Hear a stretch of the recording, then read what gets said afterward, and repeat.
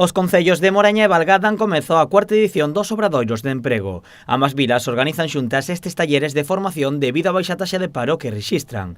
Nesta ocasión participan 20 persoas e dividiránse nos módulos de forestal e albanelaría. Sempre participamos conxuntamente neste tipo de proxectos, un obradoiro pois que lle vai a dar formación a 20 personas e este ano pois fixemos dous módulos, non? Un módulo de forestal e outro módulo de albañilería, que se van, pois aparte de darles a formación, os alumnos pois tamén van a facer as súas prácticas no noso concello, en obras do propio concello.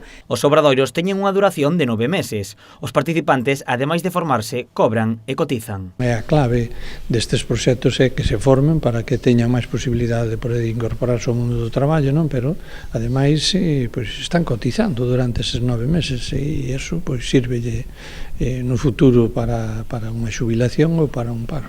O custo deste proxecto supera os 400.000 euros. A financiación é compartida entre a Xunta, que aporta máis de 336.000 euros, e os concellos, con máis de 20.000 euros cada un. Pois vai a superar os 400.000 euros posiblemente, entre esa aportación municipal e a aportación que fai a Xunta de Galicia. Entendemos que é unha inversión importante, sobre todo para os propios alumnos, porque se van a formar aquí, pero tamén van a levar un salario para a súa casa, con o cual van a estar aquí pois 25 persoas traballando, xunto co equipo directivo e cos profesores, e van a cometer a serie de inversións que están plantexadas no proxecto. O obxectivo destes obradoiros é formar os participantes para que teñan máis facilidades para acceder ao mundo laboral. Entonces, pois bueno, te conta que estamos formando pois a 20 personas que van a ter os seus certificados de profesionalidade aquí neste obradoiro, aparte pois toda a formación tamén de prevención de riscos, de seguridade e saúde e que esta xente pois pode incorporarse ao mercado laboral unha vez rematado cunha formación e cun certificado profesional.